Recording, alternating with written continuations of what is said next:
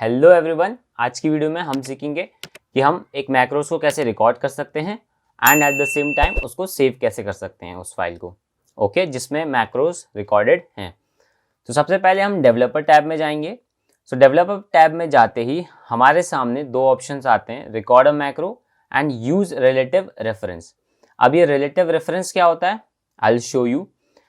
अगर आपको relative reference के बारे में कुछ भी नॉलेज नहीं है तो आप हमारी एक्सेल शीट की प्लेलिस्ट में जा सकते हैं। वहां पे मैंने अच्छे से एक्सप्लेन किया है कि रिलेटिव रेफरेंस और एब्सोल्यूट रेफरेंस क्या है और उनमें डिफरेंसेस क्या है। अभी हम मैक्रोस के बारे में बात कर रहे हैं। तो सबसे पहले हम रिकॉर्ड करेंगे मैक्रो। ओके, तो मैक्रो रिकॉर्ड करने के लिए यहाँ पे एक ऑप्शन है रिकॉर्ड मैक्रो, उसको मैं सिंपली क्लिक करूंगा। क्लिक करते ही यहाँ पे मेरे सामने एक पॉपअप आया है मैक्रो नेम। तो यहाँ पे मैं लिख दूंगा without relative reference. Okay, without relative reference मैंने यहाँ पे डाला है name of the macro. And shortcut की, हम यहाँ पे एक शॉर्टकट की सेट करेंगे ताकि हमें बार बार लेंथी प्रोसेस को फॉलो ना करना पड़े। तो मैं यहाँ पे कंट्रोल प्लस शिफ्ट ए।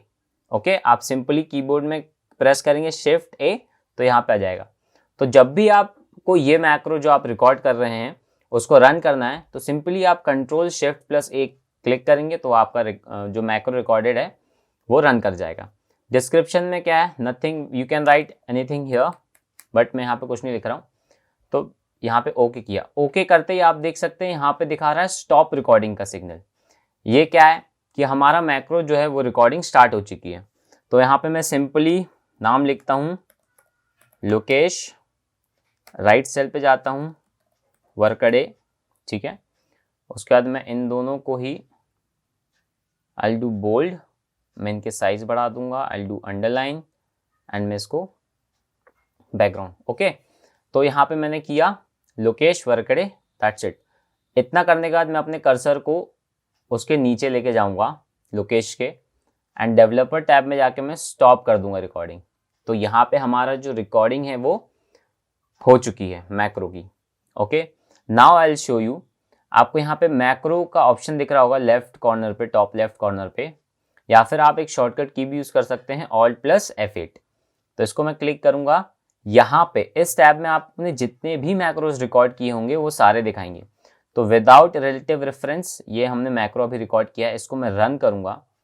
तो रन करते ही आप देख सकते हैं यहाँ पे वो रन हो चुका है, बट आपको यहाँ पे मेजर डिफरेंस समझ में नहीं आएगा। तो मैं दूसरी शीट में जाता हूँ, आपको यहाँ पे करके दिखाता हूँ। ओके, तो मान के चलिए मैंने यहाँ पे रखा हुआ B7 पे। ओके, अब यहाँ पे मैं अपना रन करूँगा विदाउट रिलेटिव रेफरेंस, रन किया मैंने एंड दिस। अब एक्सप्लेन करता हूँ रिलेटिव रेफरेंस के बिना अगर आप रिकॉर्ड करते हैं मैक्रो तो वो क्या होता है। शीट 1 में आप देख सकते हैं सबसे पहले मैंने क्या किया था, F7 में लोकेश लिखा, मतलब कि जहां पे मेरा कर्सर था, जिस सेल पे मैंने सेलेक्ट किया होता वहां पे मैंने पहले लोकेश लिखा था। तो यहाँ पे उसने सेम चीज की, जिस सेल पे मेरा कर्सर था सेलेक्ट किया हुआ था हमने, वहां पे उसने लोकेश लिखा। उसके बाद यहाँ पे आप देख सकते हैं मैंने उसके बाद G7 पे, ओके, G7 में जाके मैंने वर्कडे लिखा। तो यहाँ पे आप देख सकते हैं ये यहाँ पे इसके बाद वो यहाँ पे आया G7 पे, उसने वर्कडे लिखा। एंड उसके बाद मैंने किया था इन F7 और G7 को सेलेक्ट। उसके बाद मैंने उनको बोल्ड किया, उनका साइज इंक्रीज किया एंड बैकग्राउंड में येलो कलर डाला। कूल, तो यहाँ पे भी उसने वही किया। तो आपको इससे एक चीज समझ में आ रही होगी कि अगर रिलेटिव रेफरेंस हमने ऑन नहीं किया है तो ये वापस उसी सेल में जाके अपनी एक्टिविटी परफॉर्म करेगा जिस सेल में हमने रिकॉर्ड करते समय की थी।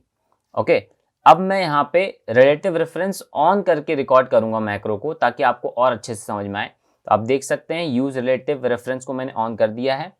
उसके बाद मैं यहाँ पे करने वाला हूँ ओके, रिकॉर्ड मैक्रो, मैक्रो का नाम विथ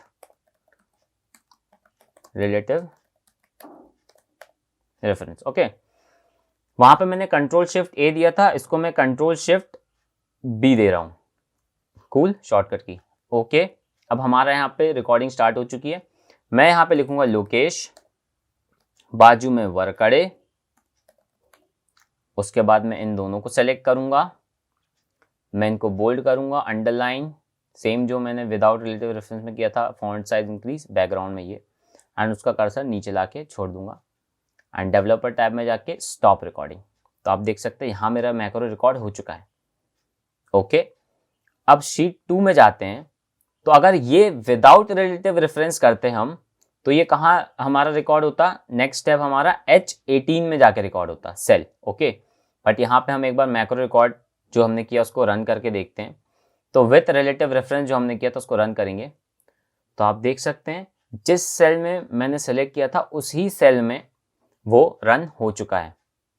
तो दिस इज द डिफरेंस जब आप रिलेटिव रेफरेंस को ऑन करते हैं एंड जब आप रिलेटिव रेफरेंस को ऑफ रखते हैं। ओके, तो जब आप रिलेटिव रेफरेंस को ऑन रखेंगे तो उससे क्या होगा, इररिस्पेक्टिव ऑफ कि आपने किस सेल में उसको रिकॉर्ड किया था, वो उस सेल में अप्लाई करेगा जिस सेल में आप चाहते हैं। अगर आपने रिलेटिव रेफरेंस को ऑफ रखा है तो वो उसी सेल में जाके कुछ भी एडिटिंग करेगा जो आपने मैक्रो को रिकॉर्ड करते समय किया हुआ था। ओके, तो I hope this is clear कि relative reference on end of में क्या डिफरेंस है। तो शीट 1 में ही यहाँ पे मैं करके दिखाता हूँ। एक बार फिर से हम जाएंगे मैक्रो रिकॉर्डेड में, विथ रिलेटिव रेफरेंस यहाँ रन करूंगा तो ये यहाँ पे आ जाएगा। बट अगर विदाउट रिलेटिव रेफरेंस में मैं यहाँ करूंगा, मैं आपको फिर से बोलता हूँ विदाउट रिलेटिव रेफरेंस। ओके, अब विदाउट रिलेटिव रेफरेंस को मैंने रन किया तो आप देख सकते हैं जो हमने रिकॉर्ड करते समय किया था, जिस सेल में हमने सेलेक्ट किया उस सेल में लोकेश लिखा एंड नेक्स्ट जो स्टेप हुआ वो इस सेल में हुआ। तो एक ब्लैंक शीट में मैं करके दिखाता हूँ, आपको अच्छे समझ में आएगा। यहाँ पे मैंने इस सेल को सिलेक्ट किया, मैं विदाउट रिलेटिव रेफरेंस वाला फिर से रन कर रहा हूँ, रन किया तो ये देखिए जिस सेल में मैंने सेलेक्ट किया हुआ था वहां उसने लोकेश लिखा एंड F7 एंड G7 जहाँ पे हमने मैक्रो रिकॉर्ड करते समय विदाउट रिलेटिव रेफरेंस जिस सेल में हमने एडिटिंग की थी उसी सेल में वो वापस एडिटिंग कर रहा है। समझ में आया?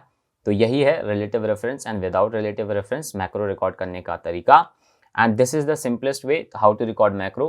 एंड ये मैक्रो ऑप्शन में जाएंगे तो आपने जितने भी मैक्रोज यहाँ पे किए हुए हैं वो वहाँ से आप कर सकते हैं, यहाँ से आप उसको एडिट कर सकते हैं, डिलीट कर सकते हैं, ऑप्शंस। समझ में आ गया?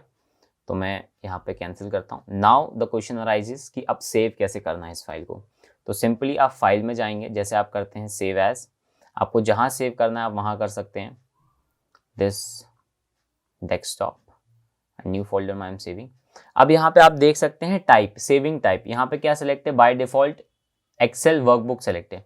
तो उस ड्रॉप डाउन को क्लिक करेंगे, यहाँ पे आपको सेकंड ऑप्शन दिख रहा होगा एक्सेल मैक्रो इनेबल्ड वर्कबुक, तो आप इसको सेलेक्ट करेंगे एंड दैट्स इट, सेव कर देंगे आप। तो मैक्रो इनेबल्ड वर्कबुक सेव हो चुकी है।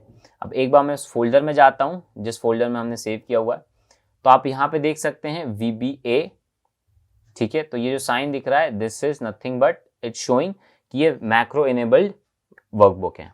ओके, तो सिंपल वर्कबुक ऐसा डिजाइन होगा उसका outlook, and VBA enabled macro जो इनेबल्ड वर्कबुक होगा वो ऐसा होगा। I hope this is clear to you. So that's it. That's all for this video. I hope you like this video.